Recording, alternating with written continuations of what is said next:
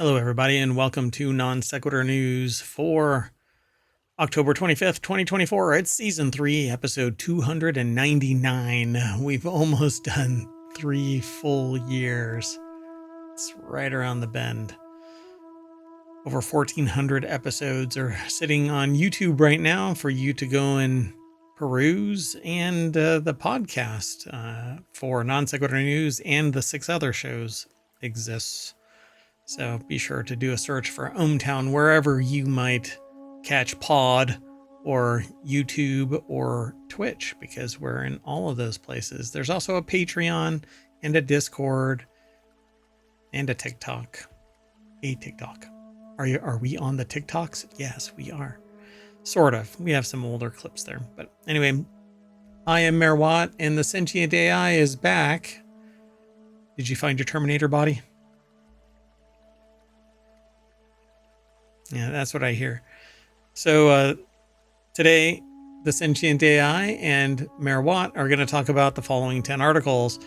I come up with the titles for these articles, so forgive me, and don't hold ohmTown in ill regard because of the lack of creativity of these article names. McFlurry, now McFree to McRepair.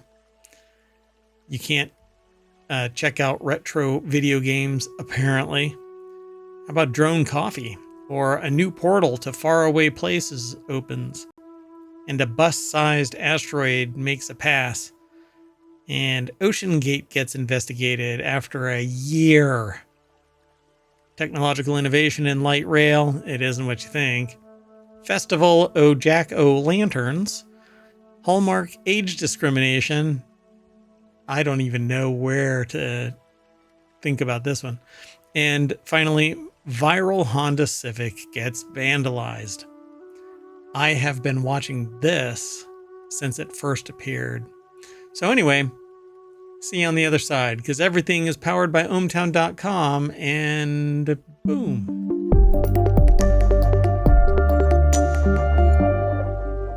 All right, folks, all of the articles are in Omatron, so if you hit !NSN, you will be able to get all of the articles listed. And then from there, you can follow the links over to ohmTown. And then from there, you can go to the very sources that we're going to be talking about. So it's kind of how information exchange works. Our value add is that we have usually some experience in this. If it's not just anecdotal, then it's going to be a humorous take on kind of a, what the frick did I just see? Wait, somebody explain this like I'm 5. All right. First article. Oh, wait. Whoa. I introduced the sentient AI, but let's do this one more time. Hello and welcome.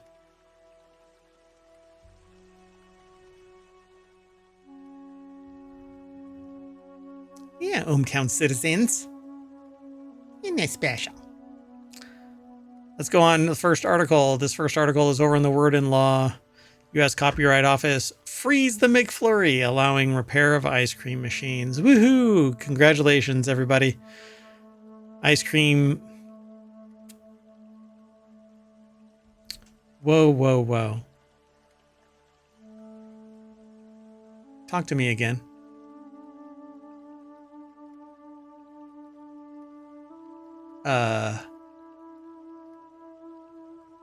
Hold on. Sorry, folks.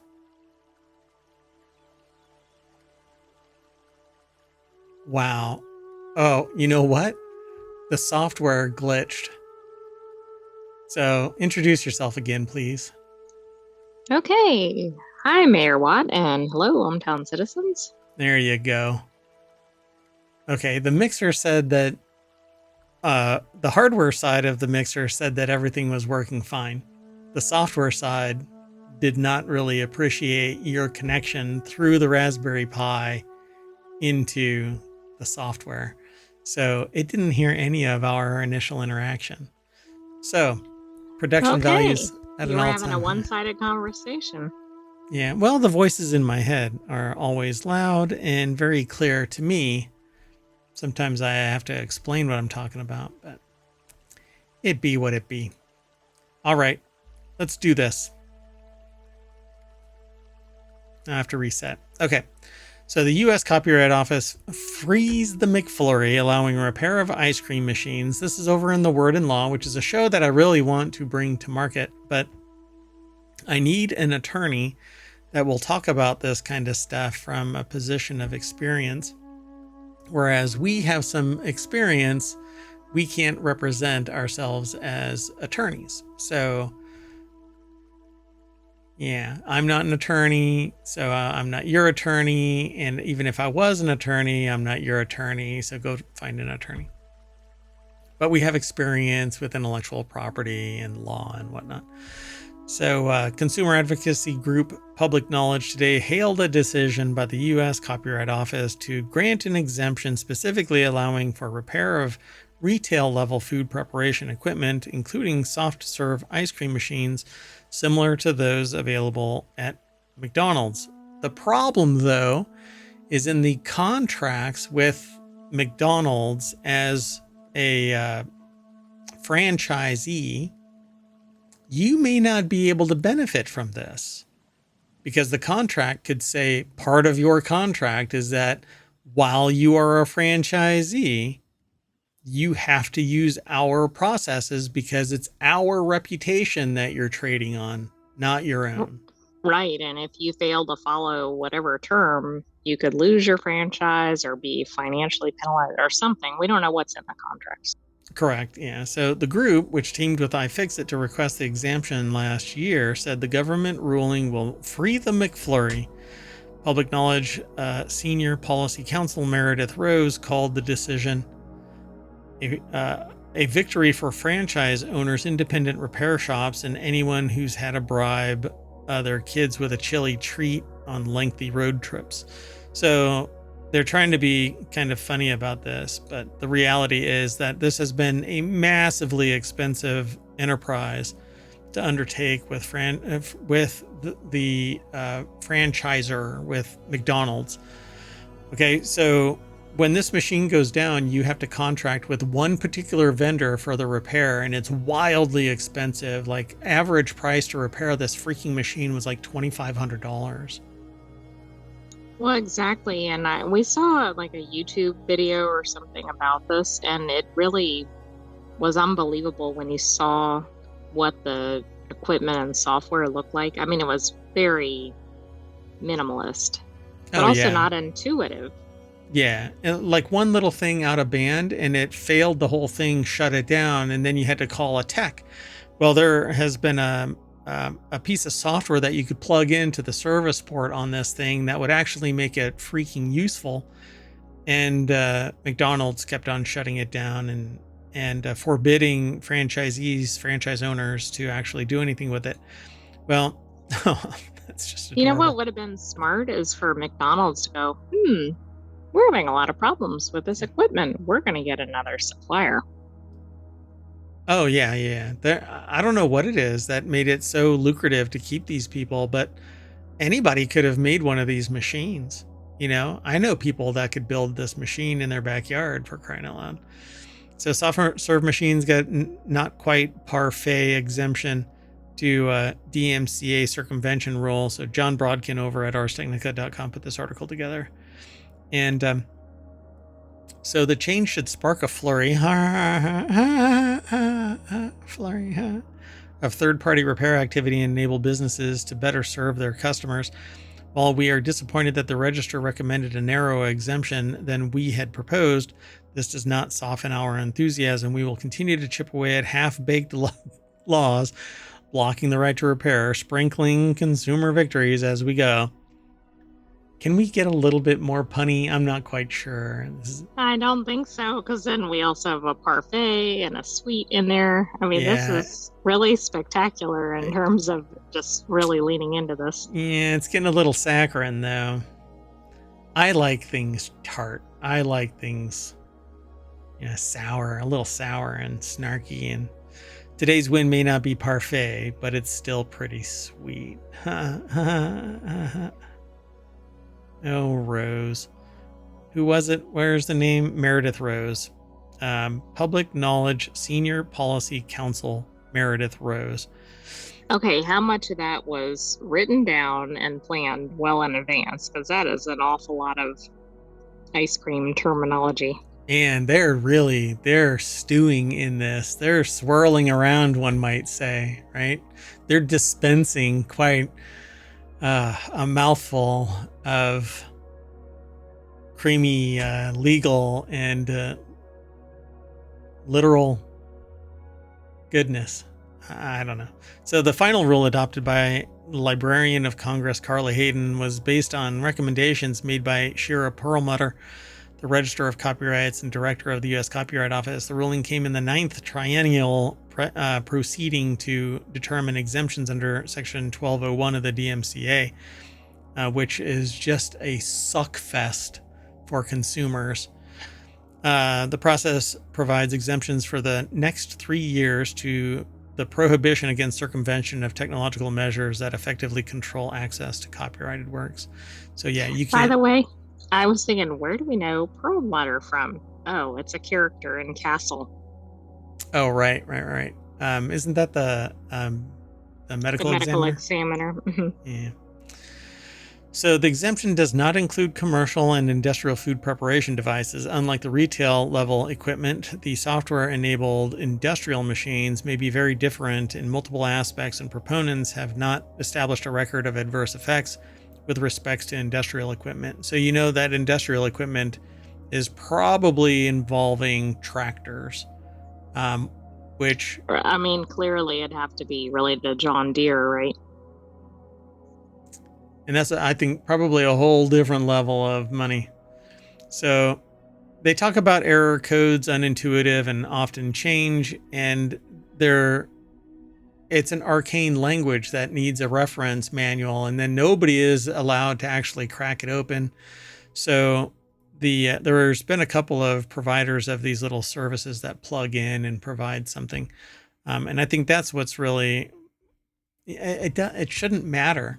Just get it fixed, right? As long as the product isn't being harmed in some way, then it should be fixed. Right, but it basically means that entire locations can't serve any ice cream. Yep. And not just for 5 minutes, like it might be weeks at a time. Yeah, correct. Yeah. So McDonald's kitsch work on settlement. The register found that repair of other food preparation equipment is similarly inhibited, as with soft serve machines, software. Users of software-enabled ovens and refrigerators used in retail or restaurant settings are being inhibited from performing certain repairs by TPMs that block access to error codes. Accordingly, the register finds that users of retail-level commercial food preparation equipment may be adversely affected by the prohibition against circumvention. There's more over here at this article, but essentially, they're going to keep on, chipping away at this, like they said earlier. And what I really find interesting is that consumer level products that are software driven provide copious amounts of information, because there's no way anybody would actually buy contracted services to facilitate repairing. It'd be too expensive. You'd just dispose of the original item at some point. And you would never go back because it's so arcane to try and fix it, right? And so they provide a solution. It's called user experience. The user interface is modified to facilitate that. It translates it into something approaching common sense. I'm looking at you, Windows error level messages. So now take it to the industrial commercial side, and you end up with this arcane, 3 flashes and a beep, and then you have to do a dance and cackle like a chicken and whatever. And you still have to wait 3 weeks for a contractor to come out and pay $2,500. Why is it? And it's because there's money to be made. There's money to be made to make it non-user serviceable in any way. Well, then you get into warranties.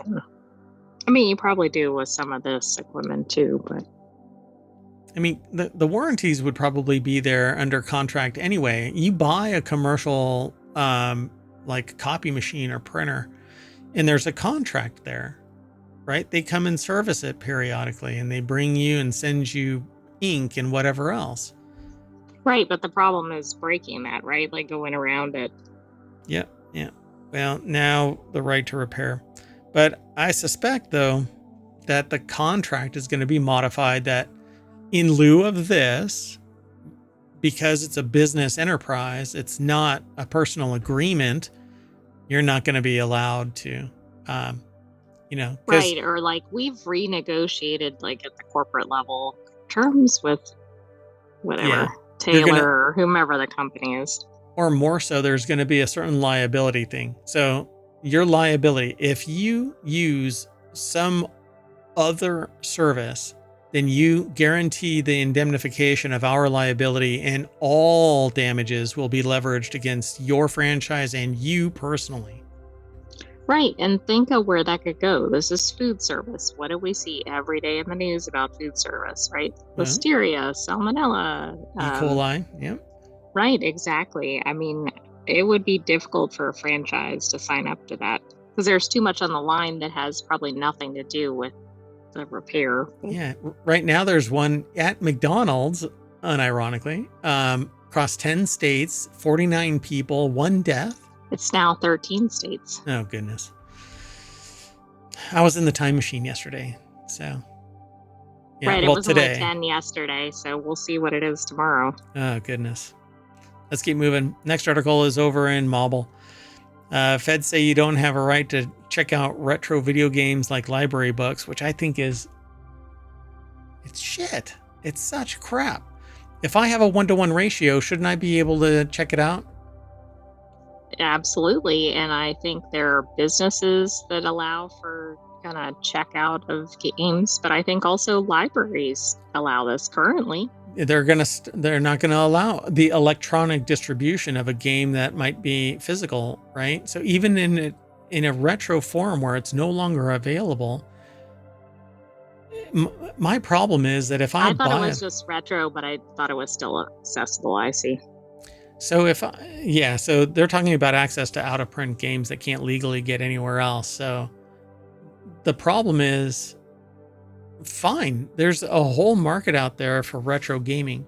So why not produce it so that it can be put in Steam or something like that? Exactly. Well, and how is a company being harmed if they're not making any sales on it? Right. It does. Yeah. It's the same thing with pirates, right? People go, well, pirating is theft. Now, look, don't get me wrong. I actually agree. Pirating is theft. But the claim is that a pirate is a lost customer because they pirated, but they're not a lost customer. They're not a customer. They would not purchase. And they're not going to pay for it. Exactly. Right. They were never going to purchase your thing unless they got a valid trial and it rose to the level of their threshold, to their internal rate of return, that they wanted to actually, they're going to spend the money and they're going to make something back. Well, then they're going to return it or whatever. Exactly. Whatever. Yeah. So, Feds say you don't have a right to check out retro video games like library books. The U.S. Copyright Office denied an exemption from the DMCA to allow gaming historians to access out-of-print games they can't legally get anywhere else. So all of these old cartridges, eventually they're going to die off. You're not going to be able to play them, but there have been archivists who have recorded these games, restored them somewhere, and then made it available through emulation. So most of the world's video games from close to 50 years are effectively legally dead. A Video Game History Foundation study found that you can't legally buy nearly 90% of the games from before 2010. Preservationists have been looking for ways to allow people to legally access gaming history, but the U.S. Copyright Office dealt them a heavy blow Friday. Feds declared that you or any researcher has no right to access old games under DMCA, and that means that if you and I've been telling people this for years, for professionally, well, there's different definitions of what I do for professionally. So career-wise, I've been talking about this for close to 40 years. Professionally, I've been talking about it. Well, not DMCA, right? No. Copyright in general. Yeah, copyright, IP, and I guess, another phase of professional for the last 11 years. And we've lost the ownership of actual products. It's just a perpetual license. We used to have a physical product, but when the physical product failed, the expectation was that you were going to buy another one, go buy another cartridge, but we can't do that anymore. There are no more cartridges. It's just zeros and ones. So, right, and who would have predicted 20 years ago to buy extra copies? So right. when that happened. Right. Yeah. So now these are out of print, but copyright persists longer than it's 127 years, it's an extraordinary amount of time. Right. Yeah. I don't think that's going to allow somebody to continue to play the game that they want. Right. Unless they're undead or something. Yeah, exactly. But you can't, because you can't even, you're not allowed. Everybody thinks that you're allowed to rip music and copy your photos and all, or copy photos in general and other like software, books, all of that. You can't, you're not even allowed personal consumption of a digital version of something that you own unless you've purchased the license to consume it in that form. So I own physical books, and I also had to purchase digital versions of those books. And I also had to purchase audio versions of those books. Now, in one of those cases, there's a value add, the audiobook. It changed fundamentally the form of consumption. I'm not just reading it on a digital page like an electronic book versus a printed book. Right. Plus, it's a time saver if you can do it while you're driving or something.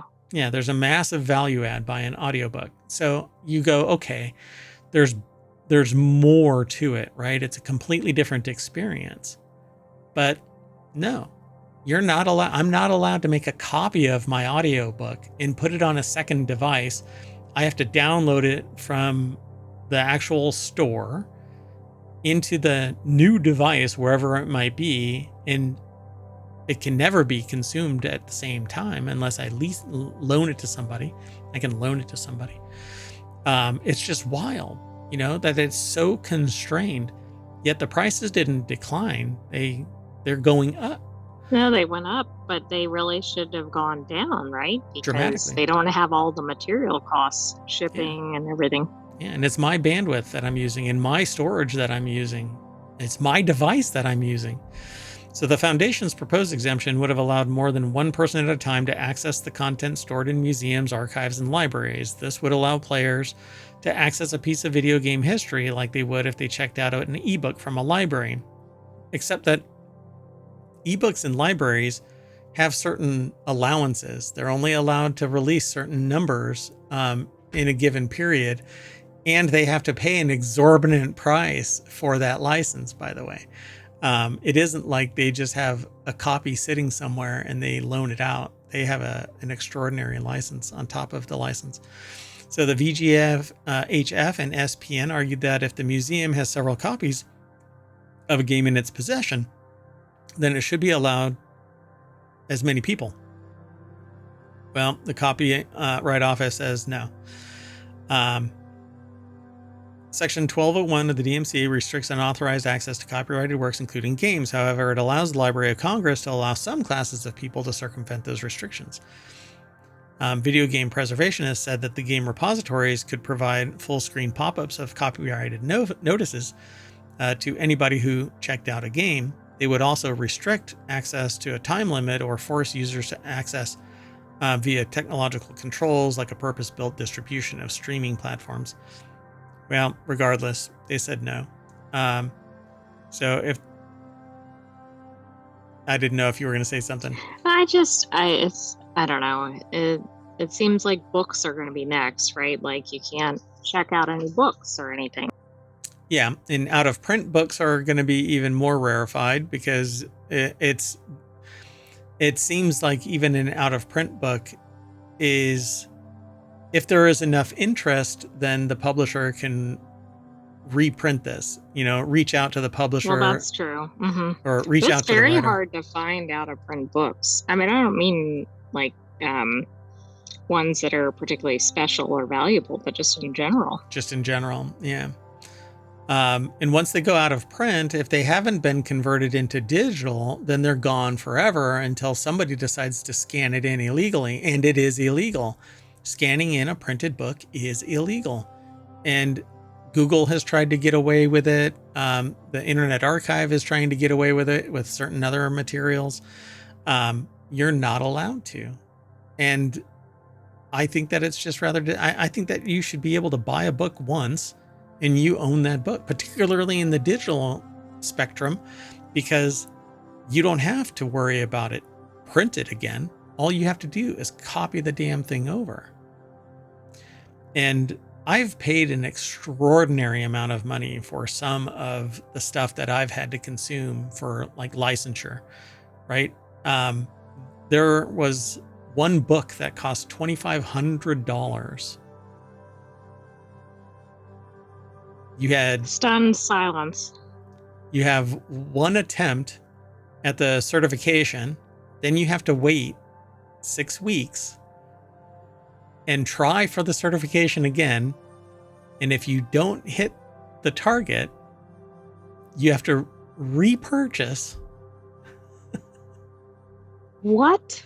Yeah. And it's really interesting because the book is password protected. You're authorized one print of it. Yeah.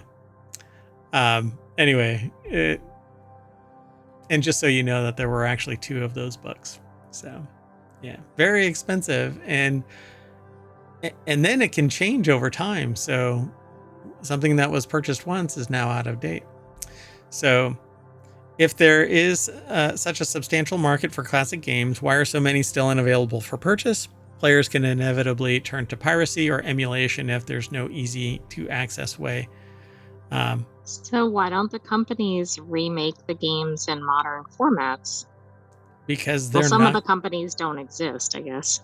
Yeah, and it's harder to find the rights, right? The rights holders, and it's nebulous. It's like that 15-person song, right? That one. Oh, right. You have to track down all 15, except, oh no, one of them is deceased, and now you're dealing with the estate and whatever. And the estate goes, well, I want more than what they would have gotten. I'm representing the estate. Okay, well, we're screwed. So why even pursue it? You know, it's just not worth it. Ever onward is their motto. So let's keep going. I'm really running late behind. So let's keep going. This next article, I'll do this one really fast. Non sequitur news. You can now get coffee by drone, and the internet isn't sure how to feel. Social media users were divided over the amazing technology showcased in a viral clip, with one noting that's very cool, but so much packaging.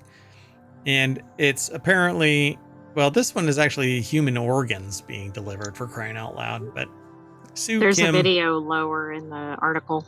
Gotcha. So Sue Kim over at Newsweek.com put the article together, and it says a video shared by Dylan and Adriana on their TikTok account at 2 Passports 1 Dream, which has garnered 2.1 million views since it was posted on September 30th, showcases the futuristic technology available at the tech hub of China. Basically, you order coffee, and it says the video was taken recently at Shenzhen Bay Park in Shenzhen. We were biking through the park when we came across the drone coffee delivery machine randomly and decided to give it a try. They scanned a QR code at the drone station, which directed them to the Meituan app, I guess, a popular food delivery service in China. After placing their order for 2 coffees, Adriana tracked the approaching drone via an app on their mobile phone, and then they recorded this. Yeah, I won't really... It drops it into the machine, and then the machine dispenses it, but it's a large box. Like, it's not just the item. Oh, yeah. It looks like it's 2 feet wide and about 8 inches tall and another foot deep. So they're describing how this machine works and what you can order. But I find it really interesting that it flies to a dedicated location and then delivers it.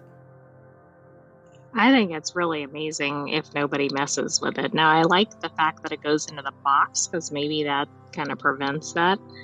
And also, it appears high enough that nobody can really get to it before it lands into the dispensing box. So it's flying from some central location.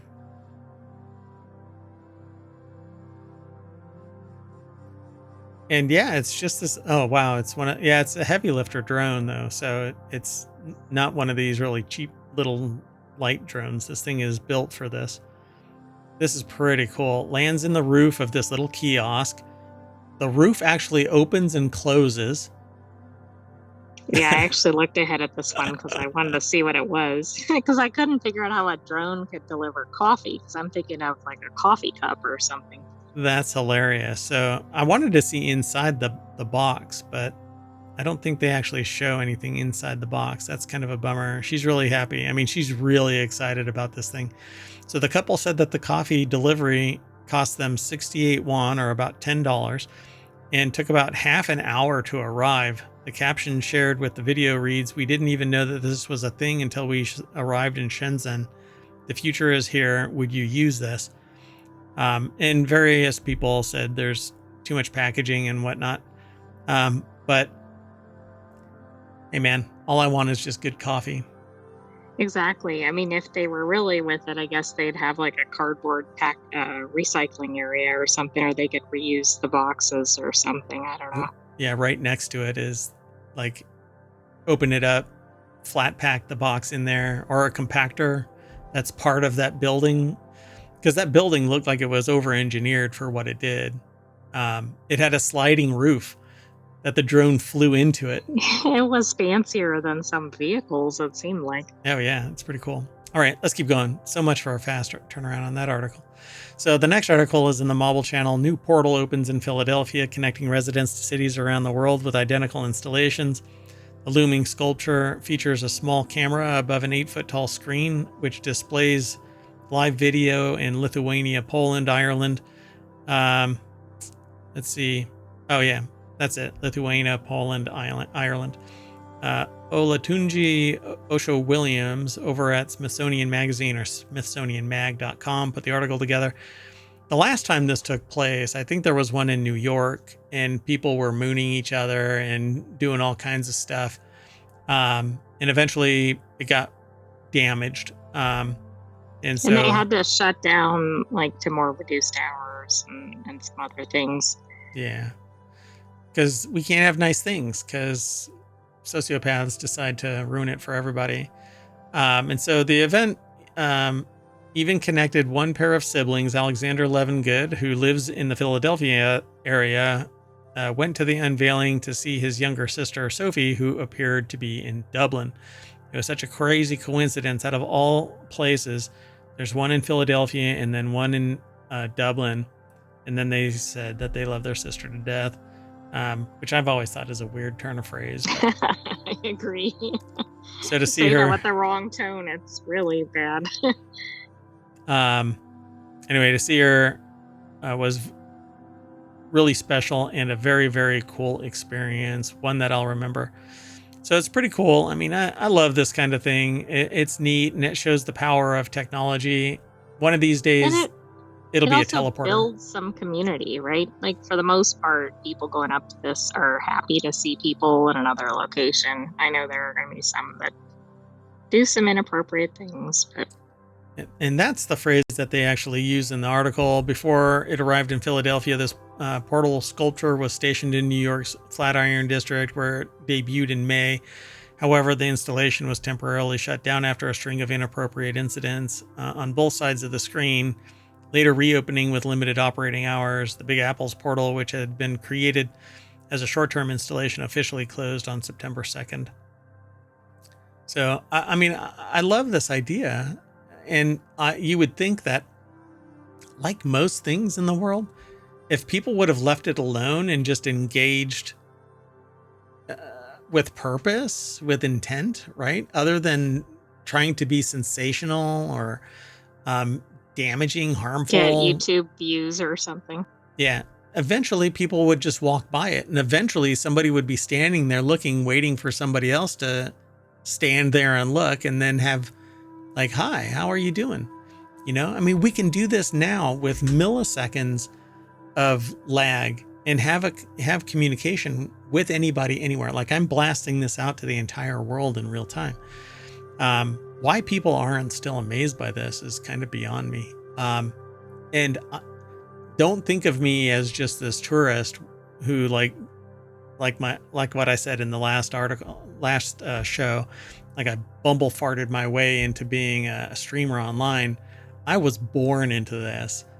I've been online since before the DoD left the internet to the public, and I've been swimming around in it like Scrooge McDuck. So yeah, I've lived here my entire life, and I'm still amazed by the level of capability that everybody seemingly takes for granted. Y'all should really kind of love this stuff and not assume that it'll be here. Well, it's hard to appreciate it if you've only known this stuff to exist. Yeah, I suppose so. Yeah, that might be it. So let's keep going, though. The next article is over in Non-Sequitur News. Bus-sized asteroid to pass between Earth and Moon next week. 32 foot. Don't you love that it continues to be a unit of measurement? I was going to say, it's a 32-foot asteroid. So is that the standardized Chinese surveillance bus balloon? Right. Is that the, I can't think of what the word is. Is that the correlation, Thank you, yes. So a 32-foot asteroid is expected to zoom past Earth on October 28th at a distance of about 148,000 miles. It's going to pass between the Moon and Earth, and 148,000 miles is nothing. Right, it sounds like a lot, but it's really not for space. So it's I'm going to assume that this is now the unit of no. See, bus-sized? Okay, so it is a single unit of Chinese surveillance balloon. That's what we're going to use. Okay. So Jess Thompson over at newsweek.com put this article together. And I almost wore the same outfit that Beyonce is wearing right here. Anyway. Hold on. Hey, that doesn't make you Beyonce. You better check yourself. Girlfriend. So this asteroid is due to zoom past the Earth on October 28th, passing us at a distance of about 148,000 miles, which is closer to our planet than the Moon. Maybe it'll fall into orbit, but unless the aliens are piloting this like they pilot the Moon, I guess that's not going to happen. May sound like an immense distance. No, it doesn't. But on a space scale, it's very close. The Moon orbits us at a greater distance than 238,900 miles, and the Sun is located about 93 million miles away. But the Sun is a flaming ball of hot gas. And I guess the scale doesn't mean it'll impact things like tides and whatever, right? Because the Moon is obviously much larger. But like the children outside the mayoral mansion who throw apples at me and they fall into orbit around my waist, I will be displeased if this hits me. Or I'll be thankful. Come on, Meteor. Meteor 2024? No? No? Okay. I don't think so. So there are 4 other larger asteroids expected to skim past, let's not say that, skim past our planet in the coming days, but those won't come as close as 2024 UQ1. Asteroids 2024 TB2, 2007 UT3, both around the size of airplanes, will pass Earth on October 26th at a distance of 731,000 miles and 4.2 million miles, respectively. And then there's another airplane-sized one called 2016 BF1 and a 500-foot asteroid named 2020 WG that will pass from 2.4 million miles, 2.07 million miles on October 28th and 27th. So every day. Right. Be on the lookout for those asteroids. Man, I don't know. Take some medication for those asteroids. Next article is over in Reality Hacker. Oceangate faces federal investigation a year after the Titan submersible implosion.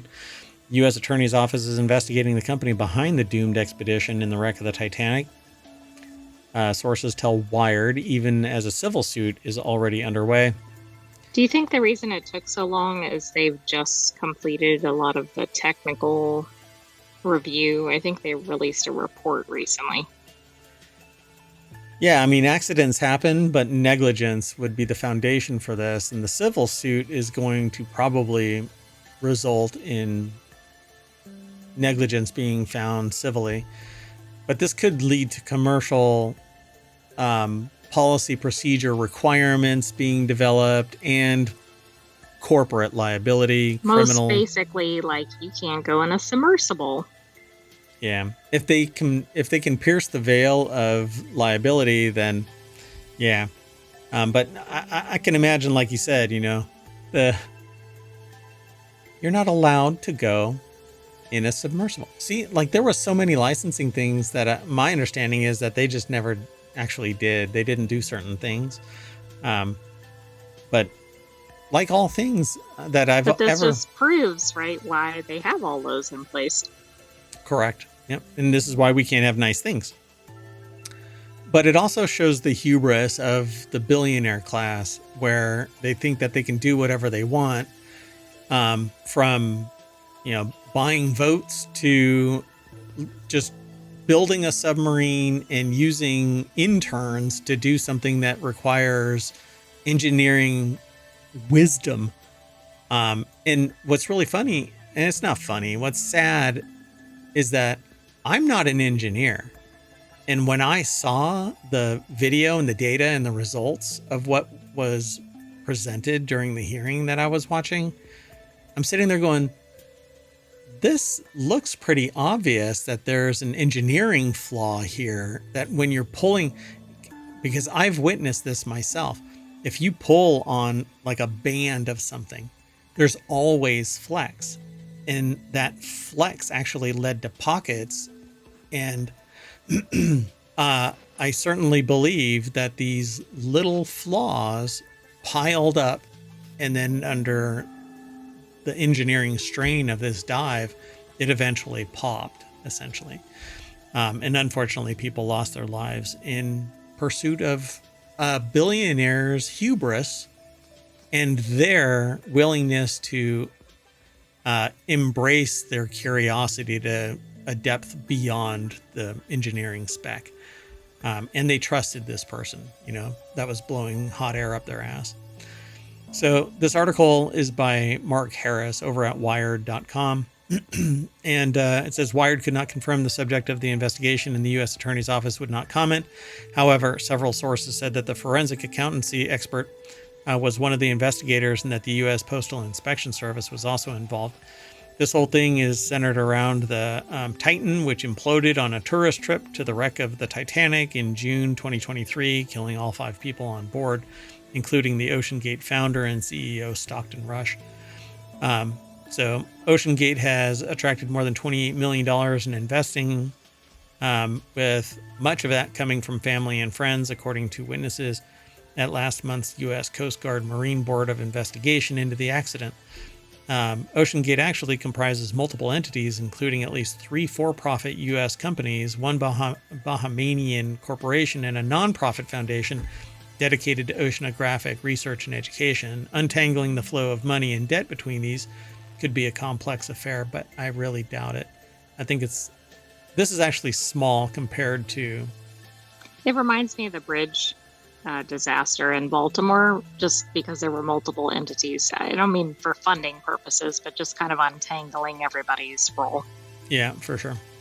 So investors who put at least $250,000 into Cyclops 2 LLC would receive quarterly payments back from the lease of Titan to Oceangate. For example, at the start of 2019, the Titan was undergoing testing in the Bahamas and was still 2 years from its maiden voyage with paying passengers. Nevertheless, a document prepared for Oceangate board meeting reported that current Cyclops 2 LLC investors have already received 13% cash return from their Oceangate from Oceangate from contracting the use of Titan. Oceangate stated that having investors own the submersibles provides unique cash flow and tax benefits, but if it's kind not, of shifts some of the priorities, though, doesn't it? yeah, and so it actually also can facilitate. There's a fiduciary connection to liability. If you're an investor and you're informed of certain things, it actually kind of behooves you to do the due diligence necessary to protect yourself from the liability generated by that investment. So you can lose everything by being an investor in this thing, depending on how you're connected to it, though. If you have no real connection to this, then it's like owning stock. But this may have been something that traversed that. So such arrangements, known as sale leasebacks, are very common in commercial aviation, where airlines sell planes to then lease them back. Investors or banks in order to free up capital, while airlines use planes like ATMs when they need cash, says Richard Abalafia, an aviation consultant. Those deals typically include strict requirements for airlines to keep the planes in good condition, and investors generally don't pay for annual maintenance or support of the vehicle, as Cyclops 2 LLC did for Titan. Except that in this wait case, a second. The investors paid for the maintenance? as part of This their is investment. very interesting. So it ties them to the expense of maintaining it, quality control. However, aviation leasebacks, where the investing and selling companies are managed by the same person, has happened with Rush. In the Titan transaction, don't happen, says Abulafia. According to the leaked documents, Oceangate, having leased the Titan from Cyclops 2 LLC, would then lease the sub on to a third company, Argus Expeditions Limited, later known as Oceangate Expeditions. It was this wholly owned subsidiary incorporated in the Bahamas that received funds from passengers for the Titanic and other tours. So it was owned by the very company. It's very incestuous, and that sounds like it's for tax purposes, right? I mean, why would you headquarter in the Bahamas? Yeah, all the profits go into the Bahamas, and then it'll get funneled back as an investment into the company, and that masks the taxable revenue generation. So although filings with the U.S. Internal Revenue Service do not indicate the source of most of its $1.5 million in contributions, they do show hundreds of thousands of dollars flowing back to Oceangate Incorporated to pay for educational and research expeditions. Yeah, so they're crossing funds between the nonprofit and the corporate, Yeah. Boy, this all sounds familiar. Just nobody's going to lose their life. It really does. OpenAI. Yeah, but just nobody's going to die, This is an engineering mistake versus a software mistake that, well, hopefully, AI doesn't become sentient and find its Terminator body like you're trying to do. Anyway, there is a lot more in this article. I won't be able to go through it because we just don't have the amount of time needed. But it's really interesting. I've never really agreed with this tying of commercial by the same company, the same owners, the same people. I think there's a conflict of interest when you have this for-profit and non-profit motive tied together by the very same people that have the for-profit motive. So I don't know. If I were ever to be in charge of something like this, I would never allow the same people to be in charge of for-profit and non-profits at the same time.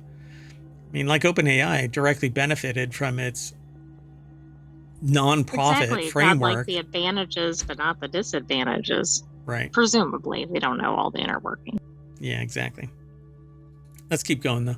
So San Francisco is spending $212 million to technologically innovate its light rail control system by ditching floppy disks. $212 million. Do you think they're following Chuck E. Cheese as an example? Yes, exactly. Yeah. So, because that is exactly what runs the light rail control system, Chuck E. Cheese. Yeah, so the only thing that You'll have ages... to go back like through all our 1,400 episodes to understand that reference. The only thing that ages worse than integral computer technology is milk. And you know what makes cheese, right? Milk. So Chuck E. Cheese. There's more of a connection than we realized. There we go. And it's light rail control system, kind of like a light pizza sauce and a light cheese sprinkled liberally, and hold the pepperoni, because I only like the little ones that curl up and catch all of that oil there. Gonna get in trouble. I've always loved Father Guido Sarducci, so I really want to do Father Guido Sarducci, but that's a shtick that I don't think that I'm willing to pull off in this day and age. Anyway, the new system will replace the original 1998 system, which is still better than some of the software stuff that's used in... I would have doxed myself so hard by saying this out loud. Anyway, let's move on. The article is actually over at jalopnik.com. Ryan Eric King put the article together. The Muni Metro's automated control system required 3 floppy disks to run DOS software. Why is this costing $212 million, though? Yeah, that doesn't make a lot of sense here. It needs to develop a new control system for the Muni, the municipal metro light rail trains by 2028. The new system will replace the original 1998 system, which required 3 floppy disks to function on DOS. Yes, DOS. Hitachi Rail, a manufacturer of Japan's Shinkansen trains, was awarded the contract to provide a new state-of-the-art control system and support services for up to 25 years. Oh, it's 25 years of support. Okay. Okay. Well, then, yeah. It's a little better. Oh my gosh. And it's not even the hard floppy drives. It's the 5 1/4 inch floppy disks. Oh my goodness. Like, were they antiquated when they installed them?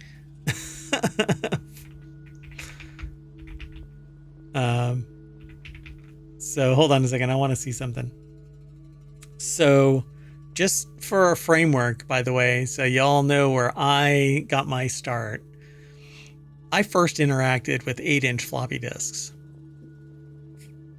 Okay. Then it went to 5 1/4 and then 3 1/2.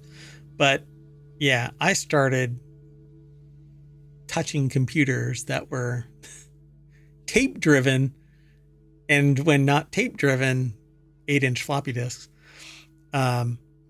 So the automatic train control system. So like the 80s, it was the before times, right? So the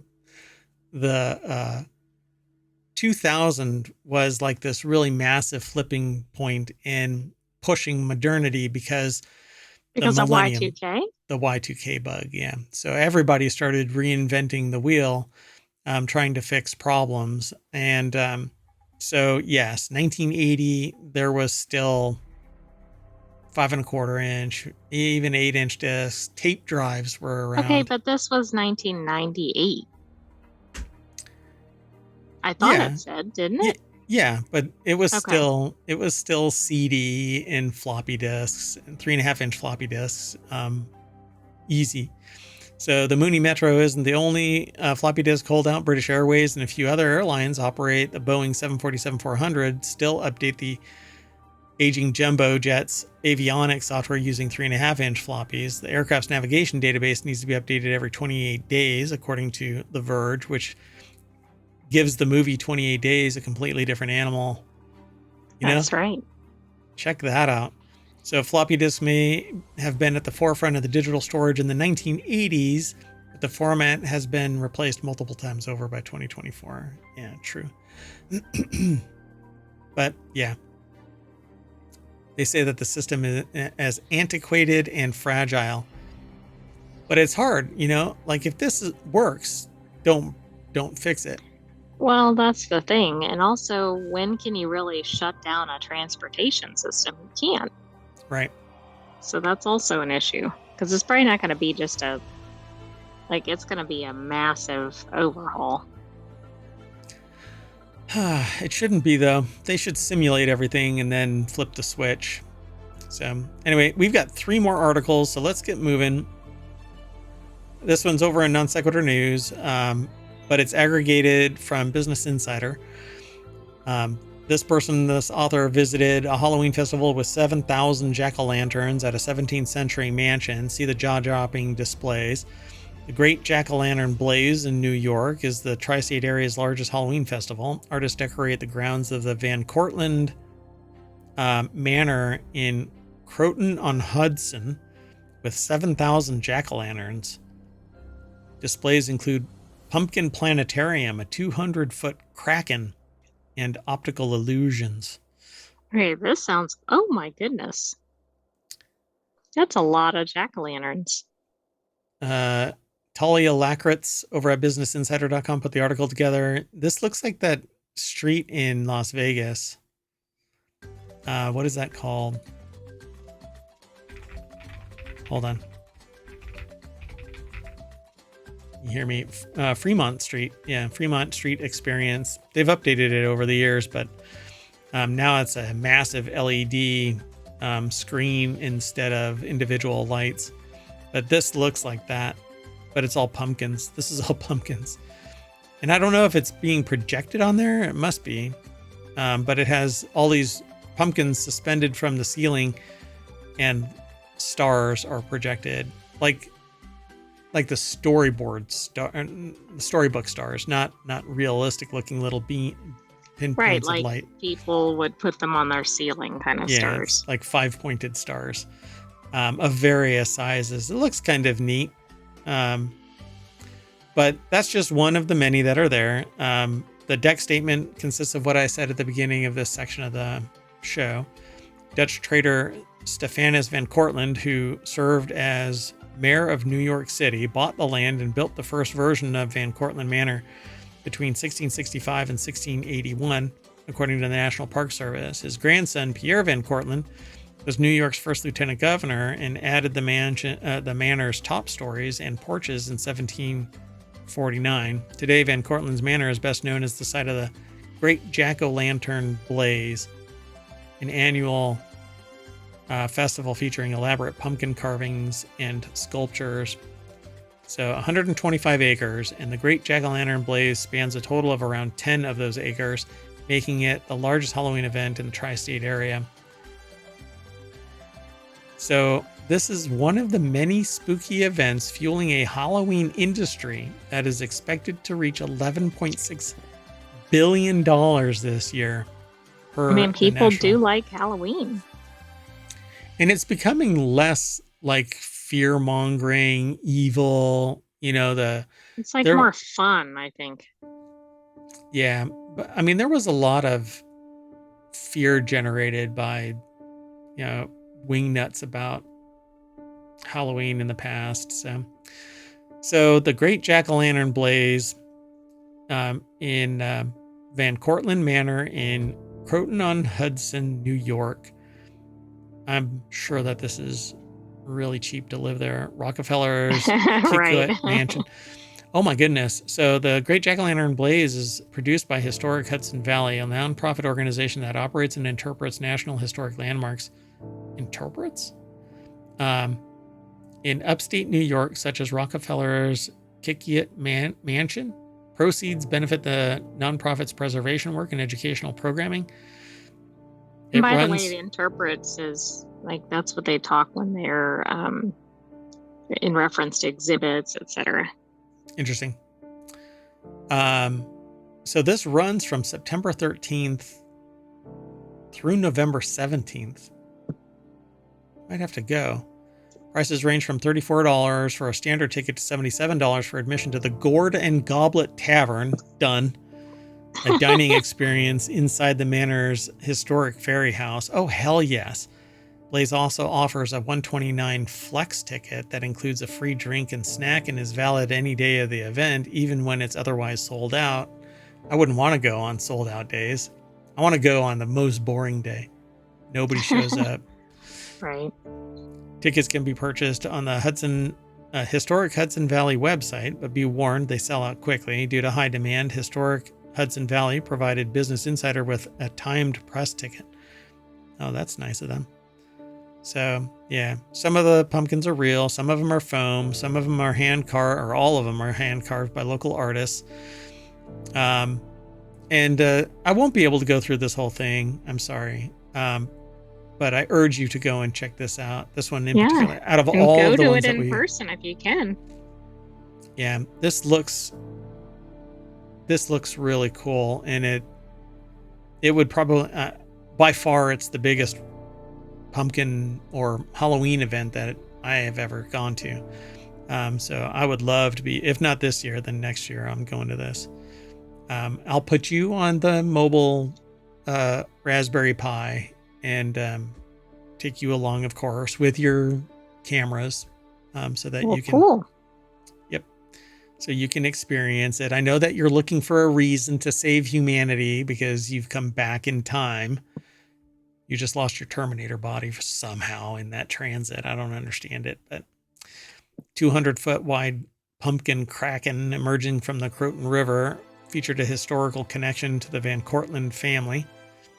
That's pretty cool. They had like this little bridge-like structure, a walk across the model of the Governor Mario M. Cuomo Bridge, another nod to the Hudson Valley. Oh, I guess that's the part of the interpret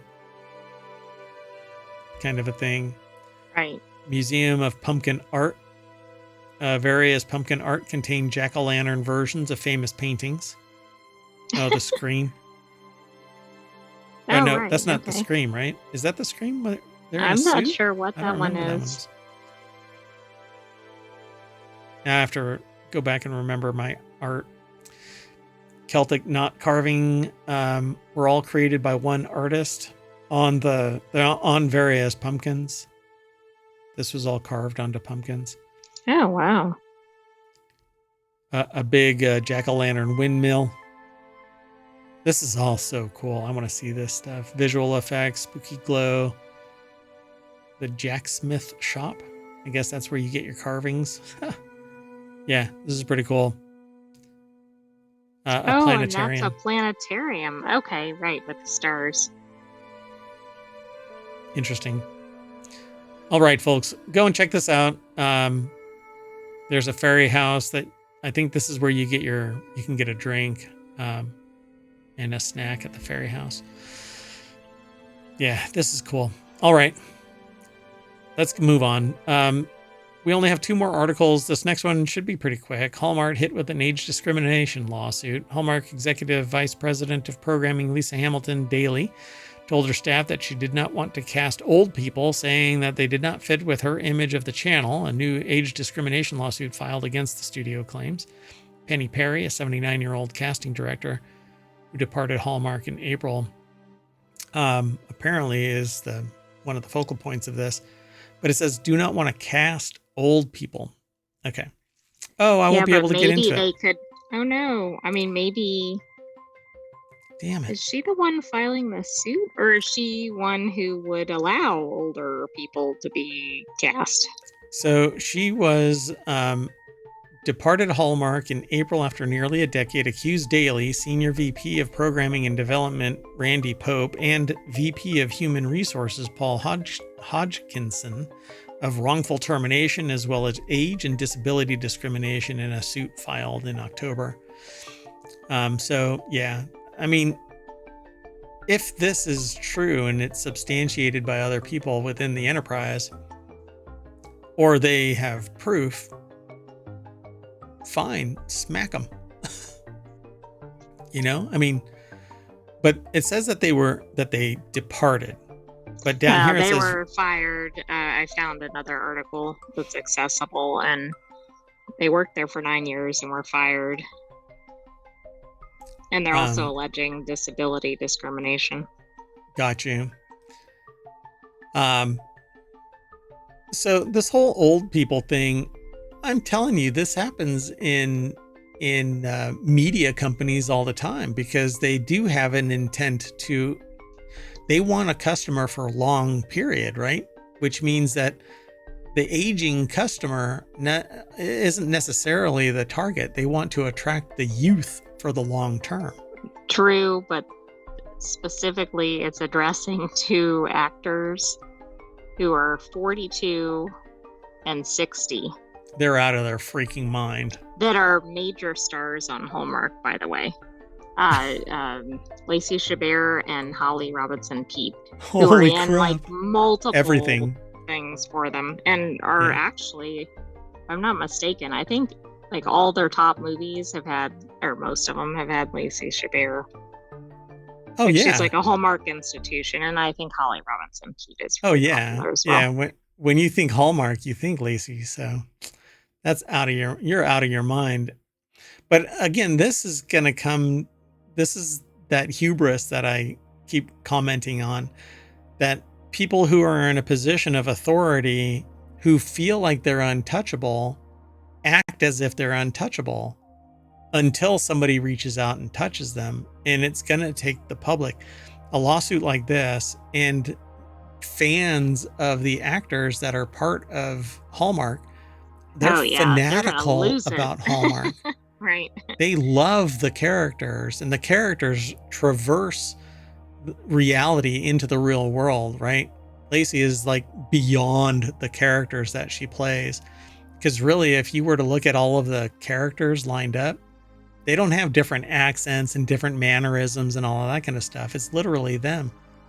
Right. So, yeah. Yeah, it's like their persona or whatever. It is them, yeah. So, Brad Parizo over at adweek.com put the article together, but I can't go deep into it because I don't log into the accounts. All right. So the next and our final article for today, and we're running late anyway, so it's over in 4-wheel tag. Honda Civic from viral insurance fraud attempt has been found on the street and vandalized.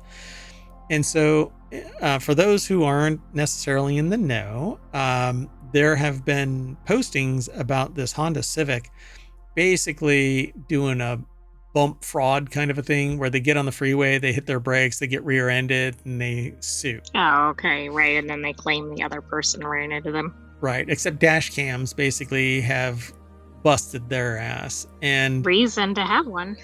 Yes, exactly. And that's what's going on in Reddit, where I first saw this, and then subsequently found this. This was actually submitted in the last 24 hours. The viral insurance fraud attempt that happened in New York Highway earlier this month has had an unlikely star rise out of the situation. The Honda Civic Coupe, or Coupe, because this is from Jalopnik, that was used in the attempted fraud crash has been spotted multiple times by users on social media, who discovered that others have even taken to vandalizing it. So Lawrence Hodge over at jalopnik.com put this article together, and it says the Civic Coupe, which has been spotted in different places, has been vandalized at least once. And so this is a before picture, where I saw the after picture of it sitting in the parking lot of a police station, with it partially covered this broken window, and the sign was gone. But the bumper is all taped up, and the hood is bent, or the trunk is bent up so it doesn't seat properly. But basically, people are calling out their crap, their shenanigans. And if it would have been an accident, like an actual accident, like they stepped on the brakes instead of the gas to stay in line, but they had like forced their way, it seems to me, that they forced their way into the lane and then stomped on the brakes. But the person had a dash cam, and subsequently saw it somewhere else. Somebody else saw it somewhere else, and then somebody else saw it here, and then somebody else saw it in a police impound station. I don't know if it was an impound station, but it was in the parking lot, kind of herky-jerky parked in a parking spot. It's just an odd place for somebody engaging in criminal activity, if that's Yeah, what's happening. yeah. So to recap, if you're not up to speed, TikTok user Ashbia Natasha shared dash cam footage of insurance fraudsters in the Civic attempting to get her to hit them while in traffic by slamming on the brakes in Southern State Parkway in New York. When Natasha successfully braked and avoided an accident, the fraudsters put their Civic in reverse and backed into her, hoping to make it seem like she was the one who caused the accident. Multiple people got out of the car acting injured, with the driver of the car switching seats before exiting to make it seem like one of the passengers had been the one driving, and another passenger jumping into a Kia Sportage that had been following Natasha to create distance behind her. In the video, you can see one of the people from the Civic noticing Natasha's dash cam after exiting the car, and the demeanor changes. She mentions that they quickly collected her insurance information before speeding off. And there's been no update from her on the situation since then. Which actually, I think that's illegal because they're supposed to share theirs as well, and it doesn't sound like they did. Yeah, so somebody smashed the window and put signs on the front and back that say fraud and rats. I mean, I don't think vandalism is good. I find it interesting that everybody kind of rallied around the affected driver. Yeah, I mean, I think that's fine, but the vandalism I think is wrong. It looks like they broke the side mirror off too, broke the window, and then based on the cup being wedged in the door handle, I think that they dumped a coffee into that car as well. Oh wow. So yeah. Oh yeah, it looks like a boba teacup. That's what I thought it was too. Was stuffed in the door handle, and the back window was covered with another piece of cardboard that said rats painted on it.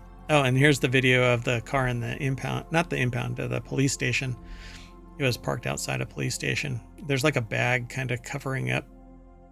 See the little, yeah, that's weird. So this is probably post that accident, or somebody vandalizing the car. So at any rate, they've been called out, and I mean, it's pretty obvious that they were trying to do an insurance fraud attempt. And they've got camera footage of it, so it seems like that should be easy to pursue. Yeah, and they say that the insurance fraudsters caught again on New York City's Beltway Belt Parkway, probably because there's, a history of this, and as soon as they see the camera, they're like, "Oh, we outie," and not in an Audi. Right. So yeah, it costs everybody more. What the heck is this? I don't know if I want to pursue that one. Anyway, good for the internet to rally around an innocent person, but don't harm the bad guys. Let justice find its course, and justice will land properly. And when people sit there and say that there's tiers of justice, yeah, it's pretty obvious. This person, if they would have had a whole lot of money, they would nothing would happen to them. But they're kind of low-level criminal fraudsters. They're going to lose their driver's license probably. They're not ever going to get insurance unless they do it through some other proxy. And who knows, based on this, they could end up in jail because of it, because it's a criminal activity. Well, that seems like they've done it multiple times. Yep. So I guess we'll see. I'm sure that the internet will come through and provide. Oh, like an update? Like, where are they now? Yep. So I'm going to slam on the brakes of this show, and we're going to snap back to the front page of ohmtown.com, where you can go and become a citizen. It's really easy. You just match on the sign up. There's a button that'll appear here, and you can sign up for yourself. Otherwise, the functions won't work for hiding and saving articles, but you can do that. And there's 50 channels that you can peruse through, all in very focused topics. But we here for Non Sequitur News cover all of it. So in the meantime, I am Mayor Watt, and the sentient AI is gonna, I don't know, start a bonfire and send smoke signals saying that we're done. Good night, hometown citizens. Thanks for joining us for Non Sequitur News, and be careful if you're swimming in Hawaii. 14-foot waves. It's at the bottom of the screen. All right. The silence is because I'm just kind of, all right. Hey, and Selma Blair hasn't been asked to join new Cruel Intentions TV show yet. Heard it here first. I spontaneously spit out article titles.